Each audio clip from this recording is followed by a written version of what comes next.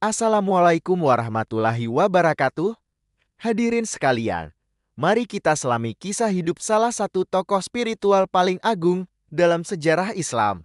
Seorang wali qutb yang menjadi panutan jutaan umat di seluruh dunia, Syekh Abdul Qadir Al-Jailani.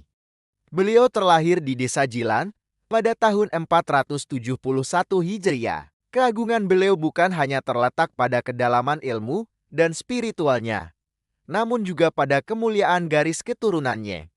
Syekh Abdul Qadir merupakan keturunan dari Al-Hasan, putra dari Sayyidina Ali bin Abi Thalib dan Sayyidah Fatimah Az-Zahra, putri Rasulullah Muhammad Shallallahu Alaihi Wasallam. Keturunan yang terikat langsung dengan sang Nabi menjamin cahaya ilmu dan berkah yang mengalir dalam dirinya. Bahkan sejak lahir, tanda-tanda keistimewaan sudah nampak. Diriwayatkan bahwa selama bulan suci Ramadan, bahkan saat masih bayi, Syekh Abdul Qadir menolak menyusu pada siang hari. Sebuah karomah yang menunjukkan kedisiplinan spiritual yang luar biasa sejak usia dini. Memasuki masa mudanya, beliau menempuh jalan spiritual yang amat keras, dikenal sebagai riyada. Selama 25 tahun, Syekh Abdul Qadir mengembara sendirian di hutan-hutan Irak, menjalani kehidupan asketisme yang ekstrem. Beliau seringkali tidak makan dan minum selama berhari-hari. Pakaian yang dikenakannya hanyalah pakaian sederhana dari wol. Dalam disiplin ritualnya, beliau senantiasa menjaga kesucian wudhu dan setiap kali wudhunya batal, beliau segera memperbaharui dan melaksanakan 2 rakaat salat sunat. Ketekunan dalam riyadah ini menghasilkan kematangan spiritual yang sempurna, sekaligus membekali beliau dengan keilmuan yang luas. Syekh Abdul Qadir Al-Jailani adalah seorang cendekiawan terkemuka di Baghdad. Beliau mengajar hingga 13 bidang ilmu yang berbeda setiap harinya, termasuk tafsir Quran, hadits, fikih, yang beliau ajarkan sesuai mazhab Syafi'i dan Hanbali, serta ilmu tasawuf. Keistimewaan ilmunya pernah diuji oleh 100 ulama terkemuka Baghdad. Mereka datang dengan niat menguji beliau dengan pertanyaan-pertanyaan hukum yang rumit. Namun, begitu Syekh Abdul Qadir hadir, sebuah cahaya memancar dari dadanya yang seketika menghilangkan semua pertanyaan yang telah dipersiapkan para ulama itu. Beliau kemudian menjawab pertanyaan-pertanyaan yang tersirat di dalam hati mereka, menunjukkan otoritas spiritual yang tak terbantahkan. Namun, karomah terbesar beliau bukanlah terletak pada penguasaan ilmu, melainkan pada keteguhan tauhidnya. Kisah ini terjadi ketika beliau sedang menjalani riyadah.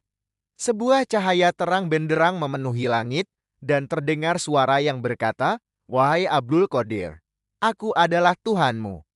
Aku halalkan bagimu semua yang telah diharamkan." Tanpa ragu sedikit pun, Syekh Abdul Qadir segera menjawab dengan tegas, "A'udzubillahi minasyaitonirrajim. Aku berlindung kepada Allah dari setan yang terkutuk." Seketika itu juga, cahaya tersebut meredup menjadi kegelapan, dan suara itu mengakui bahwa ia adalah iblis. Iblis tersebut kemudian berkata bahwa Syekh Abdul Qadir diselamatkan karena beliau mengetahui sebuah hakikat fundamental bahwa Allah Ta'ala tidak mungkin memerintahkan keburukan atau menghalalkan apa yang telah Dia haramkan. Iblis itu mengaku telah menyesatkan 70 ahli spiritual lainnya dengan cara yang sama. Ini adalah pelajaran abadi tentang pentingnya mendasarkan spiritualitas pada syariat, bahwa karomah sejati tidak akan pernah bertentangan dengan ajaran agama. Selain kisah ini, banyak karomah lain yang menyertai perjalanan hidup beliau. Misalnya, ketika beliau diminta menyelesaikan dilema hukum seorang pria yang telah bersumpah untuk menceraikan istrinya jika ia tidak melakukan ibadah yang tidak dilakukan oleh orang lain saat itu. Syekh Abdul Qadir menasihati pria itu untuk pergi ke Ka'bah di Mekah dan menunggu hingga Ka'bah benar-benar kosong, lalu melaksanakan tawaf sendirian, sehingga memenuhi sumpahnya dan menyelamatkan pernikahannya. Dalam sebuah kisah yang terkenal, ibu dari salah satu murid beliau mengeluh bahwa anaknya kelaparan sementara Syekh memakan seekor ayam. Setelah selesai makan, Syekh mengambil tulang-tulang ayam yang tersisa, meletakkan tangannya di atasnya, dan memerintahkan, "Berdirilah," dengan izin alam. Seketika itu juga, Tulang-tulang itu menyatu dan ayam itu kembali hidup, berkokor.